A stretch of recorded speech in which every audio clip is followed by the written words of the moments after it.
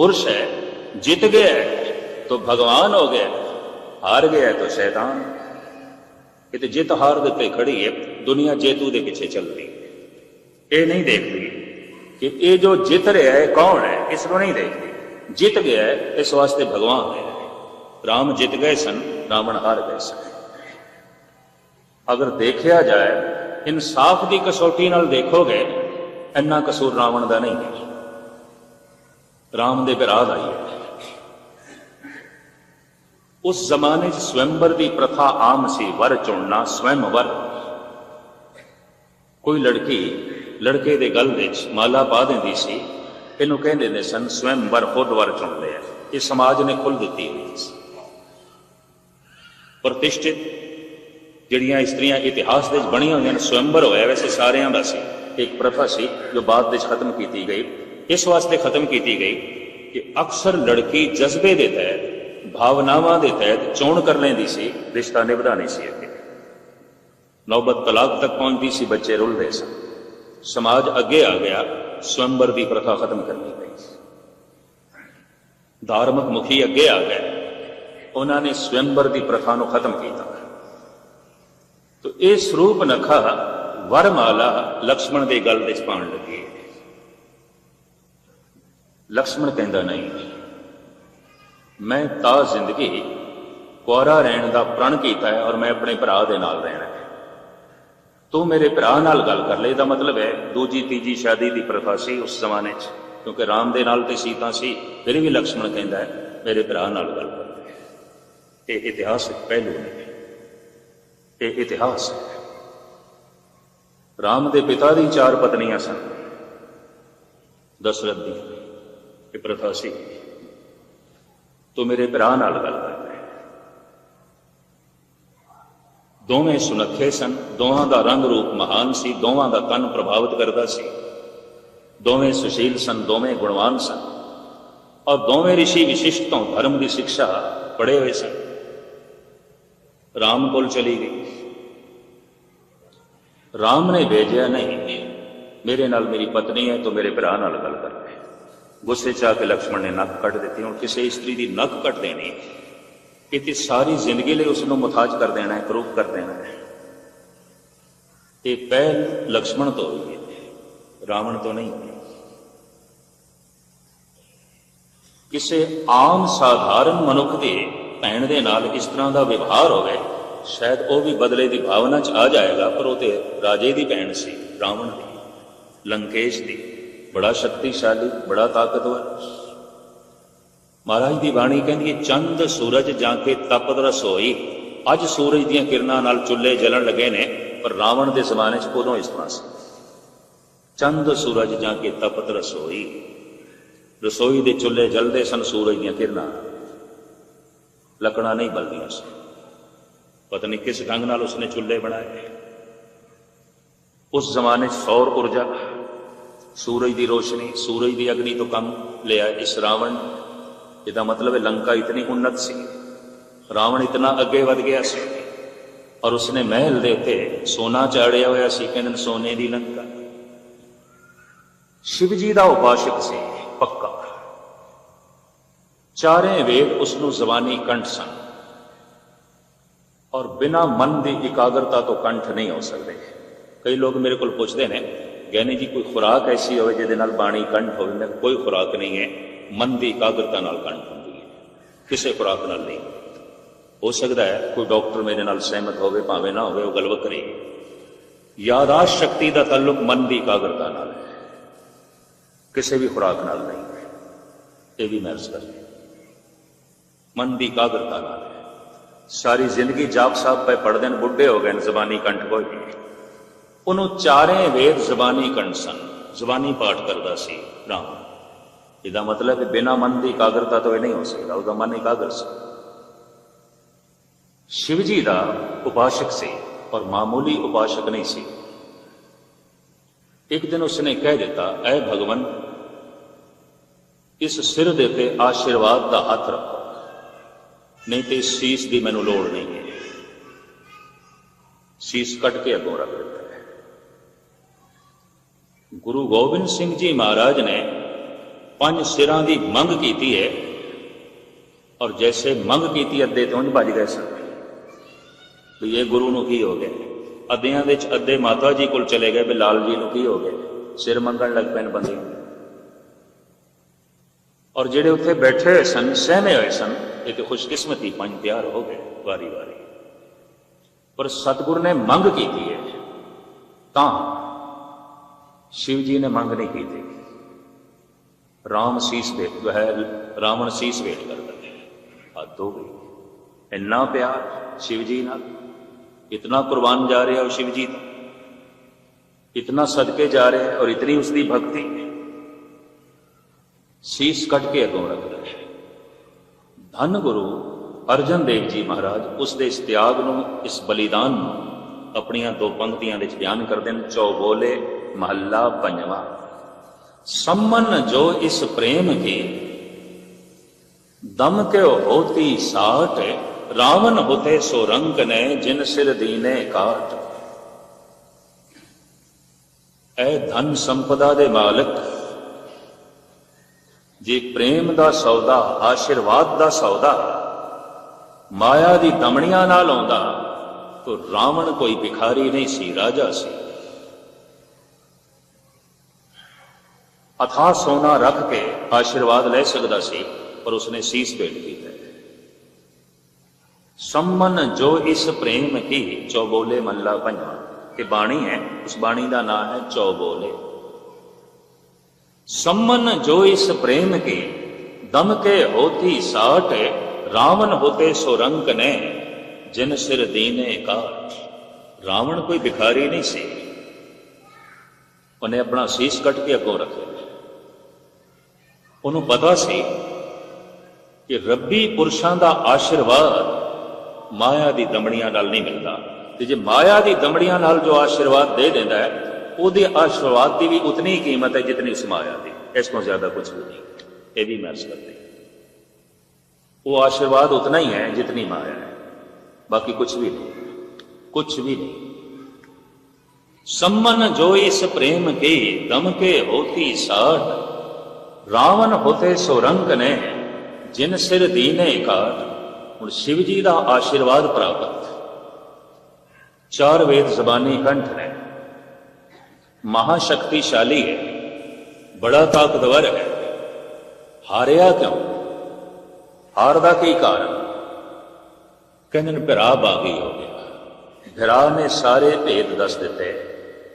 राम विभीषण भिरा बागी, भिरा गद्दार हो गया।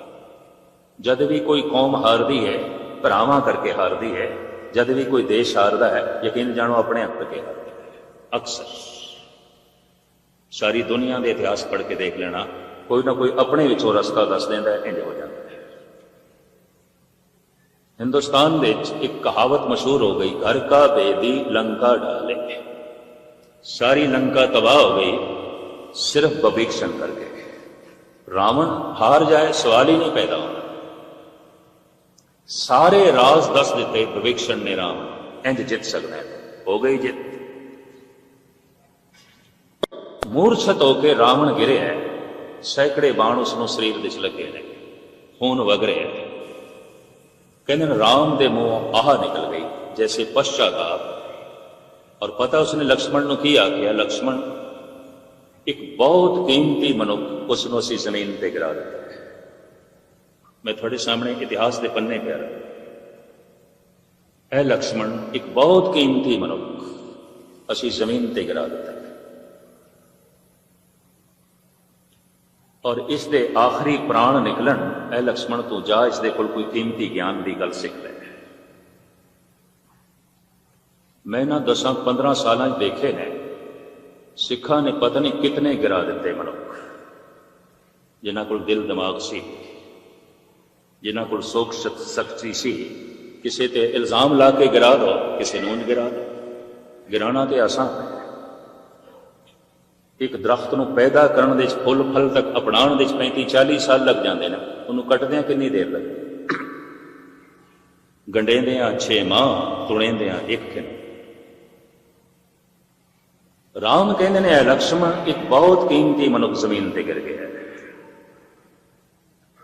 और ये वाकई खाक दे खाक हो जाए, इस तो पहले इहदे तन दे जो चानना है, जो प्रकाश है, जो नूर है, जा तू भज के जा इहदे कोल लै।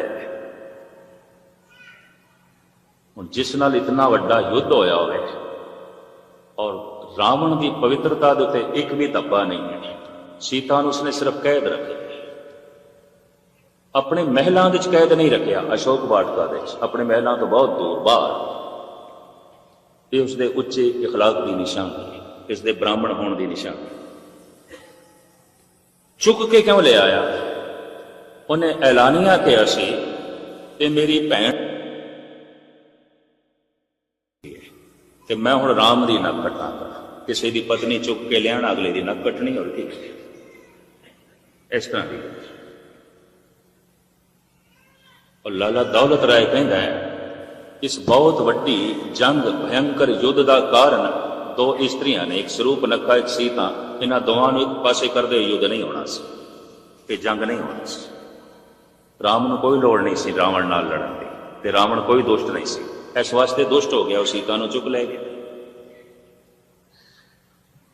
कोई ये नहीं कहता लक्ष्मण ने की किया, एक इस्त्री की नक कट्टी, क्या वो इस इल्जाम दे च नहीं आउंदा जिहड़ा इल्जाम रावण ते लाया जा रहा है? पर वो तो जित गया, जितया भगवान हो जाता, हारिया शैतान हो जाता है। और की ये तो साफ है, जितया भगवान हो जाता है, हारिया शैतान हो जाता है। और जिते हुए दे नाल कलम दे धनी तुलसी जैसे, कलम दे धनी, दिमाग दे धनी, जबान दे धनी चल पैंदे ने, हारे हुए दे नाल कोई नहीं चलता, हारे को हरी ना। तो मैं इस तरह हार गया रावण, कौन साथ दे? कलम दे धनी, दिमाग दे धनी, जबान दे धनी, सोचने वाले, दार्शनिक, फिलासफर, चिंतक, कवि सब हट गए। किसी ने इसके हक च नहीं लिखा दुष्ट है, शैतान है। पर सोचना चाहिए इसने क्यों किया? इसकी भैन की भी तो नक कट्टी है, तो नक कट्टण वाला कौन है? अगर सीता नूं चुक के लियाण वाला शैतान है, तो नक कट्टण वाला कौन है? और वो भी किसी स्त्री की अबला दी, और वो भी कोई बहुत बड़ा कसूर नहीं, कोई कसूर नहीं। उस जमाने की प्रथा सी, उस जमाने का रिवाज सी स्वयंवर का, वो तो वरमाला पहनाण लगी, उसकी नक कट ली। ये तो बहुत बड़ा द्रोह है, ये तो बहुत बड़ा जुल्म है। पर नहीं आखांगे जालिम, क्योंकि जित गए हैं। जो जित जाए वो भगवान हो जाता है, जो हार जाए वो शैतान हो जाता है। एक सही है, जेड़े गुण राम दे च ने उतने गुण रावण दे च भी ने। धार्मिक है राम, धार्मिक है रावण। विशिष्ट कोल पढ़े ने राम, पाठी ने अच्छे, नाम जपण वाले ने, रसिक ने, ईश्वर नूं मनण वाले ने, पर यह भी नास्तिक नहीं है। शिव जी का उपासक है, चारे वेद उसनूं जबानी कंठ ने। धार्मिक तौर पर दोहां का कोई मतभेद भी नहीं, घरेलू झगड़ा है, यह भी मैं अर्ज कर दें। दो स्त्रियां ने एक पासे करते हुए जंग नहीं होनी सी, लाला दौलत राय ने ऐसा ही लिखा। तो खैर मुख्तसर मैं अर्ज करा, राम कहते ने ए लक्ष्मण बड़ा कीमती मनुख जा रहा है, गिर गया। असी जिस इंसान को जमीन पर गिराया है, ये मामूली पद्धर का नहीं है, बहुत महान इंसान है। जा इसके प्राण निकलन, इस तो पहले इसकी कुछ महानता अपनी झोली च पा ले। तू भज गया। लक्ष्मण गया। राम जिथे निर्माणता की मूर्ति सन, हलेम सन, उत्थे लक्ष्मण की तबीयत बिल्कुल इस तो उल्ट सी, बिल्कुल राम तो उल्ट। वो जिथे शांतमई सन, बिल्कुल क्रोधी सुभाव। वो जिथे दूरदृष्ट सन, इतनी गल लक्ष्मण विच नहीं सी। ये भी मैं अर्ज कर दिया। सिर दे भार खड़े हो गए तो कहने लगे है ब्राह्मण देवता सुने है, तुहाडे कोल बड़ा ज्ञान है, बड़ी समझ है, कोई कीमती गल साडी झोली च भी पाओ जो साडी जिंदगी च काम आवे। अखां खोलियां ने इस तड़प दे रावण ने, और इंज मुस्कुराया है जिवें किसी बच्चे ते किसी नादान ते। अखां मीट लिया, तड़प रहा सी बेचारा, प्राण निकल रहे थे, नहीं कुछ बोले।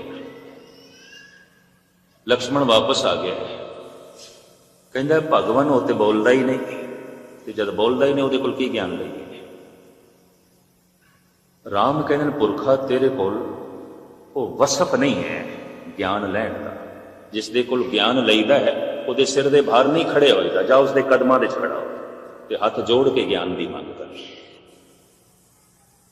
हुण जिस दे कदमां विच राम अपने भरा नूं खड़ा करना चाहते हैं, यकीन जानो मनुख कोई मामूली पद्धर का नहीं हो सकता, बड़ा कीमती मनुख, वकत का कीमती इंसान है। कदमां दे खड़ा होया लक्ष्मण और कहंदा है हथ जोड़ के, ऐ ब्राह्मण देवता, जो जिंदगी का कीमती अनुभव है इस आखिरी समय साड़ी झोली च पाओ। रावण के नेत्र खुले ने, बोले ऐ लक्ष्मण, हुण तैनू लैण दी ढंग आया है, हुण तैनू प्राप्त करन दा ढंग आया है। सुन, मनुख की जिंदगी दे कल कतई नहीं आउंदा। जो जरूरी काम होवे उसनू हमेशा ही अज कर लेना चाहिए, मुलतवी नहीं करना चाहिए, कल से नहीं सुनना चाहिए, पोस्टपोन नहीं करना चाहिए। मनुख अक्सर जब चंगियाइयां नूं कल ते सुट देंदा है, उसकी जिंदगी च कदी चंगियाई फलीभूत भी नहीं हो सकती, नेकियां फलीभूत भी नहीं हो सकती। इतना कीमती ज्ञान है मरदे होया भी दे रहे है रावण। हिंदुस्तानियों के अचेतन मन विच एहसास है, जद भी साल दे साल रावण नूं जलांदे ने ना, उस तो पहले वो जिहड़ा सरूप बना के लियाते ना राम ते लक्ष्मण का, वो रावण की परिक्रमा करता है। शायद थोड़े च किसी ने देखा, पहले परिक्रमा करते हैं, सजदा करते हैं, और सारा दिन भी हिंदू लोग मत्था टेकते हैं। भाई हद हो गई, एक पासे तो इसका पुतला जलाना है, इसकी बेइज्जती करनी, फिर मत्था टेकने का की मतलब, क्यों मत्था टेकते? सारा दिन परिक्रमा पे करते हो, सारा दिन मत्था पे टेकते हो। अचेतन मन विच ये ख्याल है कि बंदा तो भगवान की तरह से, फिर इतनी बेइज्जती क्यों कर रहे हो? साल दे साल उसको जला क्यों रहे हो, फूक क्यों रहे हो, उसका पुतला क्यों जला रहे हो?